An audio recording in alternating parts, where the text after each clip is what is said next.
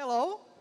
Our last talk, or sugar of the day, is Christoph Rumpel with the state of chatbots in 2017. Thank you. I have to. Okay, hello everybody. Thank you for still being here and for joining my talk today.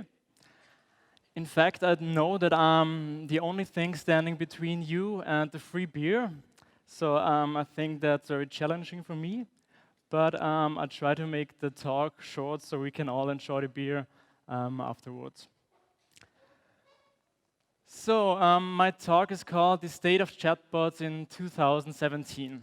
And after this talk, I want you to know more about what a chatbot is, what it does, and how it could be of use for yourself or your company.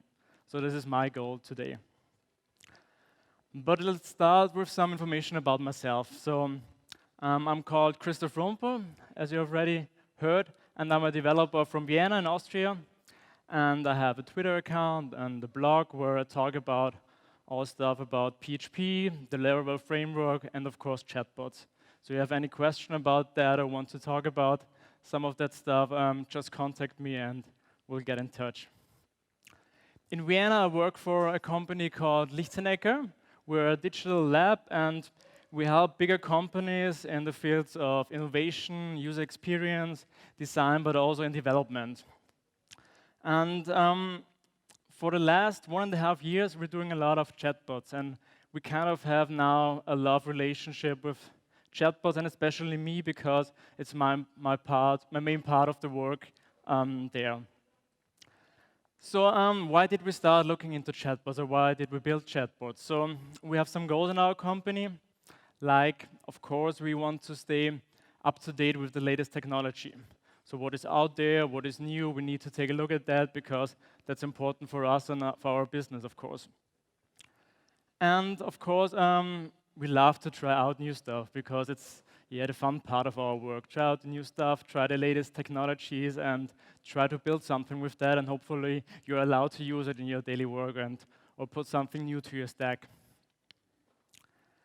And of course, we need to be prepared for our partners and our clients because we are helping them and they depend on our knowledge, on our expertise, and about the things that we do and we tell them.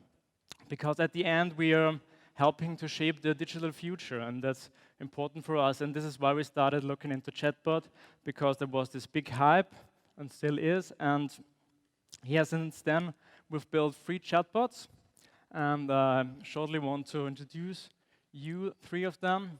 We are currently working on the 4th, but it's not ready yet. So the first one is called Nela.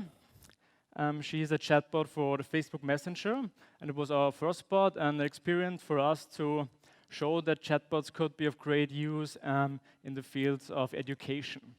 So what she does is she tries to help you learn a language better, and in this case it's English. And right now Nela has 1 game, and it's called Word Chain. You maybe know it from your childhood or from long drives with your parents or family, and it's just like one person says a word, and another person needs to find another word with the last character of the first one. You play that in categories. Here we have countries, and when Nela says like Australia, I need to find another word with A, so I can say Austria. And it goes on like that, and you get scores, and there's a high score, and you learn hopefully new vocabularies. And this first bot from us was quite successful because after 2 months we had more than 30,000 users. And this is very interesting because we didn't make any kind of advertising for it. But with Facebook Messenger, you have the ability to reach lots of people. And in fact, there were a lot of people out there that wanted to play this game. Or maybe just like the Nela, her photo, her picture. This could be too. So after that, we built our first bot for our client. So the first customer bot, which is called ClickMalBot, and it belongs to the insurance company Wüstenrot in Vienna. It's one of the biggest ones. And we built a bot for them for Facebook Messenger and for the website. And what it does, it's just a simple bot that tries to give you a first very fast offer for car insurance. So you give the bot some information, and at the end you get a prize. And on the Facebook, it's like a new tool to contact new people, probably younger ones, of course. And on the website, the user can decide if he wants to use the normal web form to do that, or if he wants to use the chatbot. So there are also different strategies with these different integrations. And the third one that we built is a chatbot for Facebook Messenger again, called Tim. It's a bot for our company ourselves. So when you go to our Facebook website and click the send button, you get to Tim, and he can try to tell you more about our company, about the people working in the company, and you can also subscribe to our newsletter and to our blog articles. So when you have a subscription with our blog articles, you get every week a new message from Tim that says, hey, Listenacre has a new blog article, it's from Christoph, and it's about that, and you can check that out. And that's very nice, and people like that a lot. And for us, it's great because we can show our customers what it's like building a chatbot, because we use this one for ourselves too. And also interesting with Tim is we have integrated it to our Slack channel, because we use Slack a lot at our company. And with Tim, you can say you don't want to talk to the bot, maybe you want to talk to a human on our Facebook Messenger bot, and then you click a button, and then we get this message in our Slack team where the bot says, hey, sorry, I'm on a break now. Some human needs to get there and talk to this person. And this is a good example of how you can integrate a chatbot to our other communication channels that you have. So I've shown you some examples of chatbots, but let's get some steps back and think about what is a chatbot, what makes a chatbot, and how is it built. So technically, a chatbot is just the service behind a chat interface.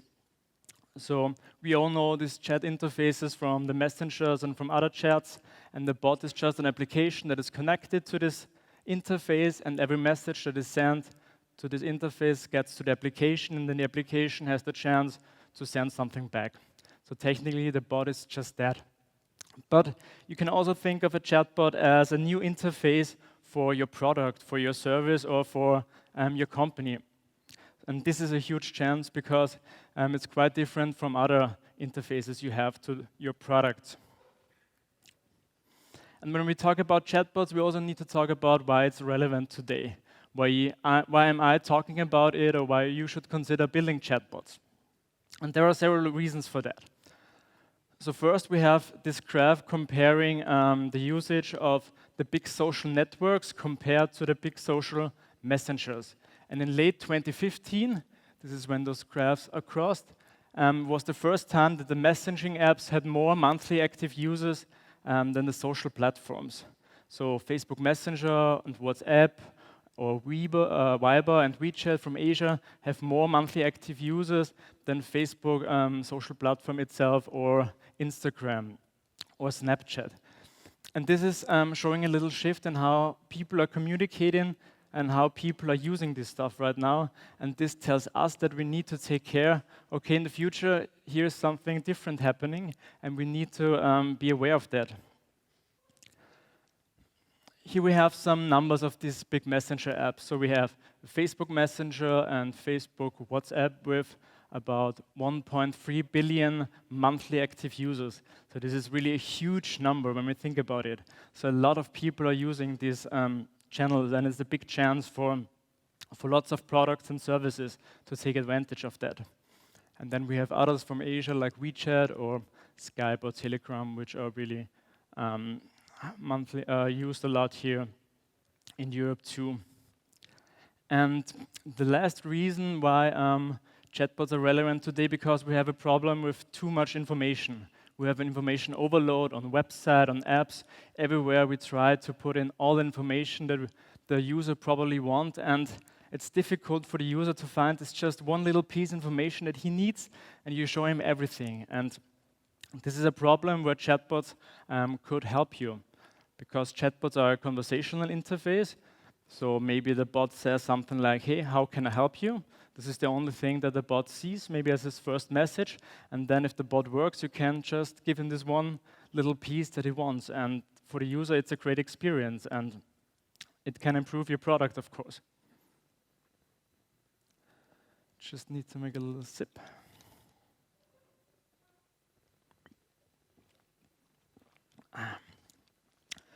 Okay, in the next minutes, I want to talk about the types of chatbots and the different integrations, because that's also very interesting for the use cases and how you use them. So basically, we can say we have two types of chatbots. The first one is the one-on-one chatbot.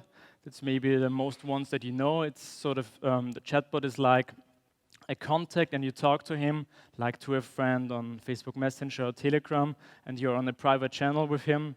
And yeah, it's a very personal and very private situation. And on the other hand, we have group bots. Maybe you don't have seen one of them, but they are great too. On the right, we have an example of a group bot I built for my friends. So we have a Telegram channel that's called Burger Crew, because we like to go out and eat burgers. And we're a bunch of guys, and we have a bot integrated to this channel that can tell us when we have our next meetup. So I can give the bot some information about when we want to meet, and then he can tell the others, hey, guys, we're meeting then and then. And so the bot is not replying to every message that is being sent in this group, but you can just take the bot and say, hey, give me this information, and then he can be of use for the whole group, and everybody in the group can use it. So that's the second main type. But it's also interesting when we take a look at the integration. So you've heard a lot about the messenger apps. So we have here Facebook bot on the right. In the middle, we have the Telegram bot, and here on the right, you have the Slack bot. So these are one of the examples of the big messenger apps. But that's not everything you can do with chatbots. As you've seen before, like the bot that we built for Clickmore, you can integrate them on a website. And this is what's really important for big customers and big clients, because often they don't want to send data to companies like Facebook or Telegram. So they often like to have chatbots on their websites too. And it gives you other possibilities, because this chatbot now can also interact with the website. The bot could help you to find the right website, and maybe links you to this just little piece on the website, or maybe a map which is difficult to show inside the chatbot but could be on the website. So there's a nice correlation between the bot and the website, which is possible. And the other bot I've shown here is the pitch bot, which is also a nice bot on the website with a great user interface. And yeah, the third thing that you could do is integrate a chatbot into a native app, like this one from Starbucks. But often this is not what we want and not what we aim for, because with chatbots we have the chance to replace native apps because of some of the benefits we have, and so this is not what I would recommend. Good, now let's talk about how does a chatbot work. So how's the flow from the chat interface, from the message to the response? So here on the left of the dotted line, we have the front end. Here we have the user, and he gives the message to the interface, and then this message gets sent to our application, which is everything on the right on the dotted line. So in most cases, our application is just an API. You can program it in PHP, in Node.js, doesn't matter. You just have this endpoint, and there a message will be sent. And then on this side, we need to analyze this message, because in order to reply correctly to the user's message, we need to know what the user wants. And there are two different ways to do that. One is with context, and the other one is without context. So when we take a look at without context, we're just watching the message itself. So when a message is just hello, then we take a look at the message, and from hello, okay, we can say, yeah, the user wants to greet us, then we can greet him back, and we can just reply with hello you too, or something like that. But when it gets more complex, and we talk about maybe an insurance product, and then the user says, how much does it cost? Then when we just take a look at the message itself, we don't know what it is. we don't know which product the user is talking about. And in this case, we need to take a look at the whole context of the conversation. And therefore, we need to save this stuff and this data, and therefore we can reply in the right context and with the right response. And then we just grab some data, or maybe we're using some other analyzing tools and sending a response back to the user. So that's just the main flow that you have. Okay, so 5 minutes. I need to get a little bit faster. So we have some benefits, of course, with chatbots. So they work automatically, therefore we can use them 24/7, and therefore we can save a lot of costs.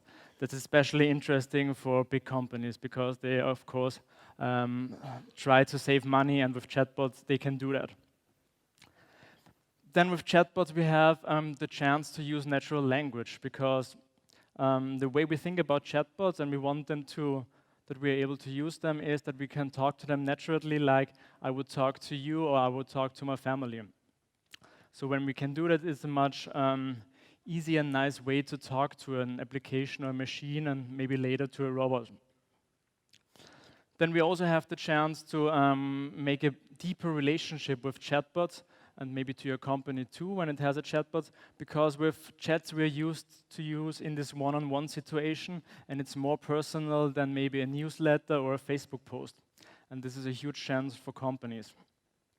Then of course everybody wants to be where the users are. This was the same with Facebook or with native apps, and now everybody is on these messenger apps, so it makes sense for services to be there too. Then, of course, you don't have to install a chatbot. It's just a contact inside a messenger, and you don't have to spend any memory from your phone for this. And you can also use the history to provide the user better experience with chatbots. Now, in 2017, we hopefully finally know that self-service is really a thing. I'm sorry, I'm too fast. Chatbots are really happening right now. So we've seen lots of chatbots. Just in Vienna, we have more than 30 chatbots, and lots of companies like us building chatbots. I can link you this slide afterwards because it's not that readable. But in 2017, we also had a big Chatbot Summit in Berlin with over 2,500 attendances. So this is really huge, and also big companies were involved. And there was also a big conference in Vienna called the Chatbot Conf. And now this is the slide that I talked too fast about. Self-service is really a thing. So people want to use services now and not when it is available. So they want to decide when to use it, and Chatbot can help with that a lot. But yeah, not everything is perfect with Chatbot. Of course, we need to improve on stuff. So one thing is this natural language. It's not working like that with many bots, so we have to improve on AI and machine learning to make that possible, that we really can understand everything that the user says. Then it's difficult today to find chatbots. Do we know, is there a chatbot for this company or for this service? It's difficult to find them, and we need to do better here. And as well, bot awareness. I'm sure maybe some of you didn't know what chatbots are. So for us developers, it's kind of new. So for users, this is really new. And we really have to tell them what chatbots are and how they can use it so that they also have a benefit. So, and last minute, 4 things that I want you to take from this talk. So please remember just these things if you maybe fall asleep before or just came in here right now. So chatbots is not a hype anymore, it's really happening. There are lots of them already out there, lots of companies already thinking about it, already working with them, and you really have to take it seriously. Second, chatbot will change how we interact with companies.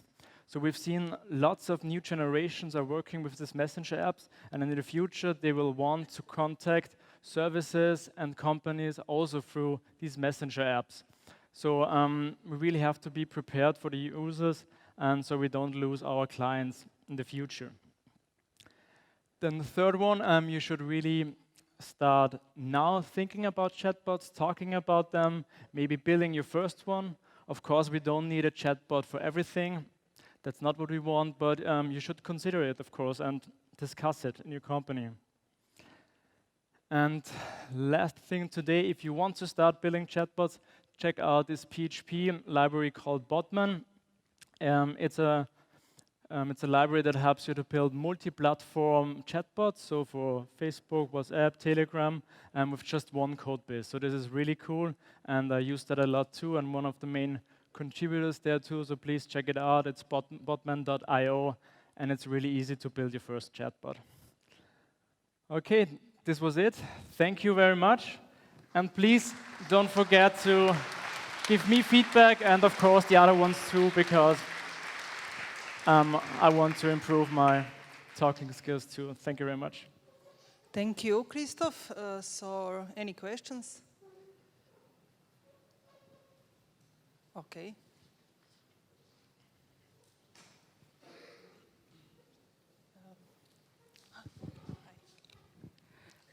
Hi, Christoph. Nice talk. I actually Hello. have two questions. First one, do you have any, do you know if certain types of user tend to like to use chatbot over other kind of interfaces like email or a real phone support? Because I personally, I hate typing. So I would probably avoid chatting to a chatbot. The second question is, after your company rolled out this chatbot feature, and do you see that there is a benefit or return on the investment, so to speak, that, for example, the chatbot bring you X more messages or leads versus a traditional email form or something like that? Yeah.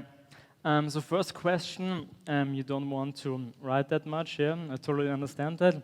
That's why you often see now chatbots that have lots of user interfaces, like with buttons or galleries that help you to give you a selection of what you could want, so you don't have to write everything yourself. So I think you need to find a good combination between using these elements and giving the user opportunity to write everything themselves, and it also depends on the use case, I think, what's better. And to the other question about if we've seen any results from our chatbot, if they improved, any stats of that. So I know for the ClickMart, for our insurance bot, that it went a little bit up, the stats for them. So more people are using this offer form, but we also see that not everybody wants to use these bots right now. So that's why you have with ClickMart a chance to use it with the chatbot and with the form, because we know of many people that are not yet ready to use this bot and don't know how to use the bot itself. So we have to check out the stats every several months and see how we can improve the bot. But right now it's good to give both opportunities to the users.